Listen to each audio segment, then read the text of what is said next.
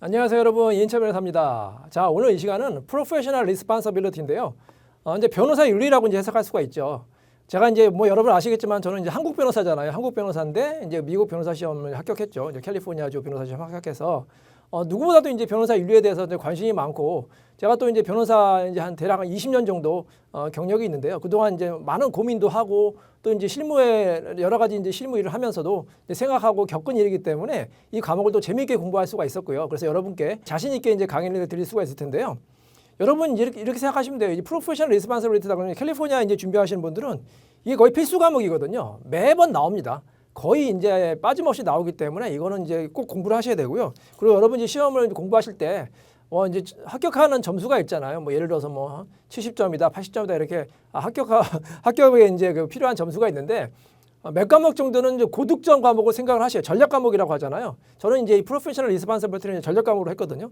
제가 이제 변호사이기도 하고 또 재미도 있고 관심도 있고 해서 전략 과목으로 했고, 또 이제 실제로 문제 나왔기 때문에 그게 이제 합격에 주된 이제 요인이 되지 않았나 그렇게 이제 싶은데요. 여러분도 이제 프로페셔널 리스폰서빌리티 같은 그런 이제 필수 과목은 반드시 좀 고득점을 하겠다 그렇게 이제 목표를 하시고 이제 공부를 하시기 바랍니다. 자, 오늘 이 시간도 이제 1시간 정도 시간에 걸쳐서 이제 말씀을 드릴 텐데요.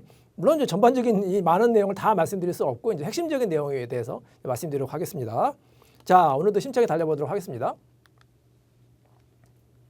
일단은 이제 프로페셔널 리스폰서빌리티 문제가 나오면 어토니 클라이언트 릴레이션십부터 이제 쓰는 게 좋아요. 이거를 직접적으로 이제 써라 이렇게 하는 문제도 있는데, 이제 캘리포니아 문제 같은 경우에는 이제 굉장히 이제 문제가 길고 이제 난이도가 이제 높잖아요. 그럴 경우에는 이제 직접적으로 묻지 않아도 관련되는 이슈 같은 경우는 쓰는 게 이제 고득점 비법이거든요. 그래서 이거는 직접적으로 묻지 않아도 이제 반드시 쓴다. 왜냐하면은 변호사가 이제 항상 클라이언트와 릴레이션십 선임 계약이 돼야지만 다음에 뭐 윤리 위반이 되는지 안 되는지 문제가 되기 때문에 이건 앞에 자동적으로 쓰시고요. 만약에 직접적으로 물었으면은 비중을 높게 이제 쓰시는데, 직접적으로 묻지 않았으면 이제 가볍게 쓰시는 정도 쓰시면 되겠습니다.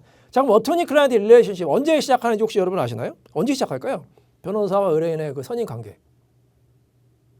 언제 시작할 것 같아요?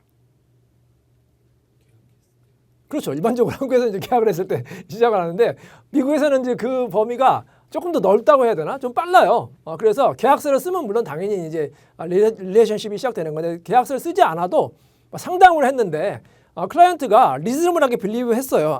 나는 이 변호사와 이제 선임 계약을 하는구나. 뭐 계약서를 쓰지 않아도 뭐 변호사 수임료를 지급하지 않아도 이제 진짜 시작이 되다 이렇게 보시면 되겠습니다.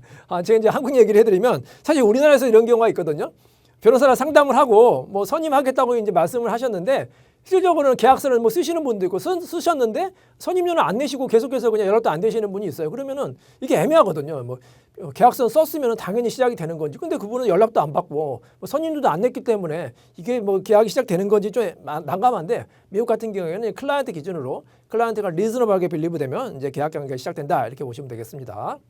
자, 그리고 이제 이 프로페셔널 리스폰서빌리티 같은 경우는 이제 ABA 룰이 있고 캘리포니아 룰이 있거든요. 그래서 일반적으로 시험 문제에서는 ABA 룰만 물어보는 게 아니라 캘리포니아 룰과 ABA 룰을 다 묻는 게 이제 나와요. 그렇기 때문에 여러분이 공부하실 때 일단은 ABA를 기준으로 하실 때 캘리포니아는 뭐가 같고 뭐가 다른지를 꼭 아셔야 됩니다. 그래서 뭐 같은 점 같은 경우가 같은 점 같은 경우도 있지만 같은 경우에도 이제 써줘야 되지만, 특히 이제 다른 점 같은 게 반드시 써주셔야 돼요. 왜냐하면 그런 경우에 이제 그 캘리포니아 나름대로의 배점이 있기 때문에 공부하시다 보면 ABA랑 캘리포니아 다른 부분은 특히 집중적으로 공부해서 답안지에 작성을 하셔야 됩니다. 자, 그 다음에 이것도 중요한데요. 스코프 오브 리프레젠테이션. 이것도 이제 우리가 에세이 쓰다 보면 깜빡 잊고 안 쓰는 경우가 있는데, 이것도 이제 거의 반드시 써야 되는 그 항목이다 이렇게 보시면 되겠습니다. 자, 그래서 이제 어떤 문제가 됐을 때 뭐 이런 문제가 나와요. 예를 들어서 뭐 어떤 어퍼가 와요. 상대방 변호사한테 어퍼가 왔는데, 이런 뭐 적어도 실제 이제 시험 볼 때 이런 문제 나왔던 것 같은데, 변호사가 클라이언트 얘기를 해야 될 거 아닙니까? 뭐 상대방한테 이런 제안이 왔습니다. 뭐 합의를 할까요? 뭐 어떻게 할까요? 근데 변호사가 독단적으로 클라이언트랑 상담도 안 하고 연락도 안 하고 자기 마음대로 이제 결정하는 경우가 있거든요. 그때는 이게 쟁점이 될 수가 있겠죠. 그래서 스코프 오브 레프레젠테이션 하면은 어디까지가 변호사의 그런 업무 범위고 어디까지가 또 클라이언트가 결정하는 문제지, 이것도 간단하게라도 이제 쓰시는 게 좋겠습니다. 그래서 먼저는 이제 클라이언트 컨트롤, 클라이언트가 뭐를 결정할 수 있는지, 서브스탠티브 라이트를 이제 결정한다고 보시면 되겠죠. 본인의 이제 사건이잖아요. 그래서 본인의 어떤 권리 관계를 결정하는 여러 가지 중요한 문제, 뭐 협상을 할 거냐, 뭐 제안을 받아들일 거냐, 뭐 이런 문제, 뭐 예를 들어서 뭐 형사 크리미널 같은 경우에는